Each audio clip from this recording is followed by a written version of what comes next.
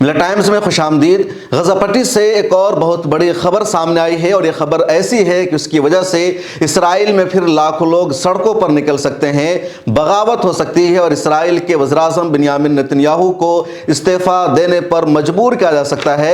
जिस तरह पिछले दिनों इसराइली फ़ौजियों के हाथों ही 3 इसराइली शहरियों की हलाकत हो गई थी और इसकी वजह से अभी तक इसराइल के वज़ीर-ए-आज़म को, उसकी आर्मी को शदीद तनकीद का सामना है। वैसा ही मामला एक मरतबा फिर हुआ है जहां इसराइल की सेना ने खुद अपने एक फौजी को हलाक कर दिया है, अपने शहरियों को हलाक कर दिया है, जिन्हें 7 अक्टूबर को हमास और फ़लस्तीन की दूसरी तंजीमों ने अगवा किया था, कैदी बनाया था। अल अरबी टीवी चैनल और दूसरे मीडिया हाउसेस की जो रिपोर्ट आई है उसके मुताबिक फ़लस्तीन की एक तंजीम है पॉपुलर फ्रंट फॉर लिबरेशन, ये तंजीम भी गजा पट्टी में जिहाद कर रही है, हमास और दूसरी ऑर्गेनाइजेशन के साथ जंग लड़ रही है। इस तंजीम के तर्जमान है अबू अली मुस्तफ़ा। उनका एक ऑडियो बयान सामने आया है जिसमें बताया गया है कि एक घर, एक कैंपस में जहां उन्होंने इजराइल के कुछ फौजी और कुछ शहरियों को कैदी बनाकर रखा हुआ था, उनको वहां पर छिपाया हुआ था, उस जगह को इजराइल की सेना ने तलाश कर लिया और उनको वहां से आज़ाद कराने की इजराइल की सेना ने कोशिश की, उस घर पर हमला किया।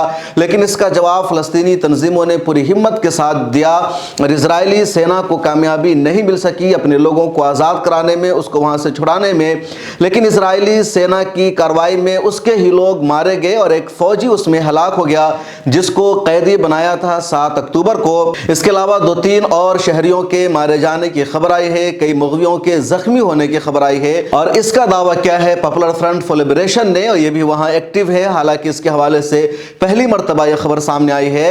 अल अरबी टीवी ने इस ऑडियो को अपने यहाँ नशर किया है, ब्रॉडकास्ट किया है। इसके अलावा अल अरबिया ने भी अपनी रिपोर्ट में इसको लिखा है। इंटरनेशनल मीडिया हाउसेस में भी अब रिपोर्ट चल रही है कि एक मरतबा फिर इसराइल की सेना ने अपनी गलती की वजह से अपने ही लोगों को मार दिया है और ये सबसे बड़ी इजराइल की नाकामी है कि बड़ी मुश्किल से शायद इजराइल की आर्मी को पता चला हो कि वो कैंपस है या ये वो सुरंग है जहां हमारे लोगों को कैदी बनाकर रखा गया है, इनको यहाँ छुपा कर रखा गया है और उनको आज़ाद कराने की इजरायली सेना ने कोशिश की, जिद्दोजहद की, लेकिन कामयाबी नहीं मिल सकी और इसके नतीजे में जिनको छुड़ाने गई थी इजराइल की सेना, जिंदा वापस लाना चाहती थी, उस पर ही फायरिंग करके मार दिया है। ये कैसे इजराइल की सेना ने मारा, किस तरह हुआ, उसकी पूरी तफसील और डिटेल्स आना बाकी है। लेकिन एक जो खबर है वो इजराइल के लिए बहुत बुरी खबर है और इजराइल के वज़ीर-ए-आज़म को, उसकी सरकार और उसकी सेना को एक मरतबा फिर पूरे मुल्क में तनकीद का सामना करना पड़ेगा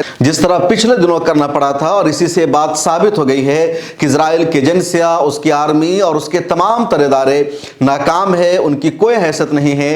वो गजा पट्टी में एक सही लोकेशन तक मालूम करने में नाकाम है कि उनके लोगों को कहाँ छुपा कर रखा गया है, किस तरह रखा गया है। इस वीडियो में इतना ही। इसी तरह की अपडेट हासिल करने के लिए हमारे साथ जुड़े रहिए। अगर आपने अभी तक मिला टाइम्स को ज्वाइन नहीं किया है तो ज्वाइन करके मेंबरशिप ज़रूर ले लीजिए।